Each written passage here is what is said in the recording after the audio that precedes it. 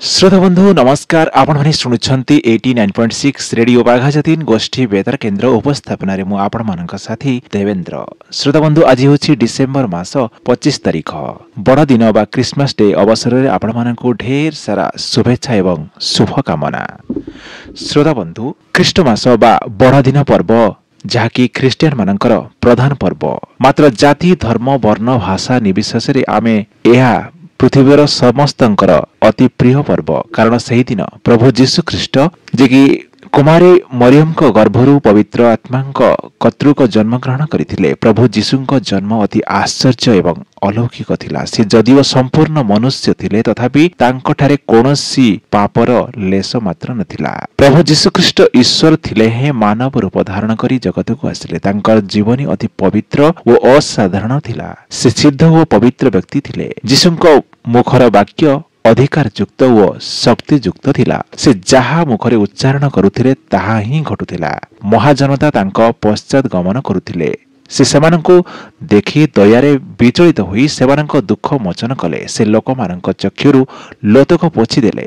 कुष्ठिंको सूची कले अंधको दृष्टि प्रदान कले। से बधिरको श्रवण शक्ति मुखको कथास कहिबाकू एवं खंजको चालिबाकू शक्ति प्रदान कले। से पक्षाघात रोगींकु सुस्थ कले एवं भूतग्रस्त लोकंकु मुक्त कले। से 5टी रोटी और 2टी माछ को आशीर्वाद करी 5000 रु अधिक लोकंकु परितृप्त कले। से पापी मानंकु क्षमा कले। मृत को जीवन दान देले। से गालिले समुद्र पर चालिले समुद्र झड़ को पदे आज्ञा मात्रे सुस्थिर कले। से असंख्य आश्चर्य कर्म सबु कले। से समस्तंकर मंगल कले। शेषरे से पापी मनुष्य मानंक निमंते आपना जीवन बलिदान करी कालबरी क्रूसरे महाप्रायश्चित कार्य साधन कले। रक्तपात बिना पाप मोचन हुए नहीं। तेणु से आपना पवित्र बहुमूल्य रक्त बुहाई समग्र मानव जातिर मुक्ति परित्राण साधन कले। जीशुଙ୍କ क्रूसीय दारुण मृत्यु असाधारण व अति चमत्कार थिला।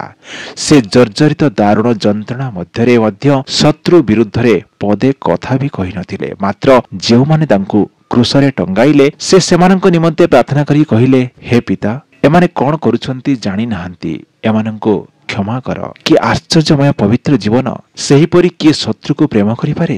प्रभु जीशुଙ୍କ क्रूसार्पित मृत्यु जेपरि असाधारण थिला तांकर समाधिस्थ व पुनरुत्थान मध्य असाधारण व अलौकिक थिला। तांको मुख निसृत वाक्य अनुसार से तृतीय दिवस रे मृत्यु को जय करी मृत्युंजय होई पुनरुत्थित हेले एवं प्रभु जीशुଙ୍କ पुनरुत्थान प्रमाणित करे जे से मृत नुहंती मात्र से जुगे जुगे जीवित।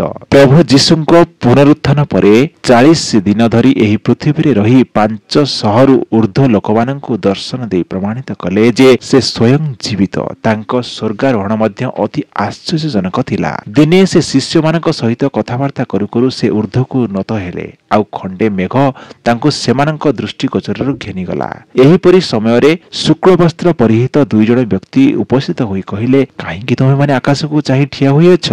जीशु तुम मानक निकटरू जेपरि स्वर्गरे गृहीत हेले से सही प्रकार आगमन करिवे। प्रभु जीशु आजकु 2000 वर्ष पूर्वे एही जगतर उद्धारकर्ता भावरे सान शिशु रूपरे जेरुसलेम रे बेथलेहेम रे गुहाळ कुंडरे माता मरियमक गर्भरु डिसेंबर 25 तारिख रे जन्म ग्रहण करिथिले। जाहाकु सारा विश्व रे क्रिसमस बा बड़ दिन भावे पालन करा जाए। एही क्रिसमस बा बड़ दिन पर्व धूमधाम रे सारा विश्ववासी पालन करिथांती। सेहिपरि प्रभु जीशु तांको लोकमानंकु नेबा पई मेघमालारे तुरी ध्वनिरे महापराक्रम रे अयुत अयुत दूत व साधु मानक सहित आगमन करिवे। एहा ही आम समस्तंक पई क्रिसमस बा बड़ दिनर आशा व भरोसा।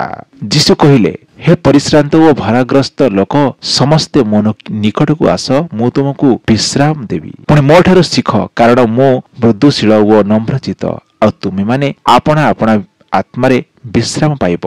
जीशु कहले, मु जीवंत जल, मु जेउ जल देवी ताहा जे केही पान करि परिबो से केबे हे दुर्सात होई परिबो नाही, बरं मु ताकू जेउ जल देवी ताहा अत्यंत जीवनदायक जलर निर्झर स्वरूपे ताठारे उछुली उठुथिबो। जीशु मध्य कहिले, मु जगतर ज्योति, जे मोहर अनुगमन करे से केबे हे अंधकार रे भ्रमण करिबो नाही, बरं जीवनर ज्योति पाइबो। जीशु कहिले, मु पुनरुद्धार व जीवन, जे मोठारे विश्वास करे से यद्यपि मरे तथापि से बंचिबो, कारण ईश्वर जगत को बा मानव जाति को एते प्रेम कले जे से प्रभु जीशुଙ୍କ क्रूसरे बलिदान कले जेपरि केही तांकठारे विश्वास करे से विनष्ट न होई अनंत जीवन प्राप्त हुए। प्रभु जीशु आपणको प्रेम करती आपणको अनंत जीवन देवाको चाहती। श्रोता बंधु आज धूमधाम रे आसंतु समस्ते बड़ दिन सेलिब्रेट करिबा एवं सुनुथिबा रेडियो बाघाजतीन गोष्ठी बेतार केन्द्र 89.6 एफएम बैंड रे।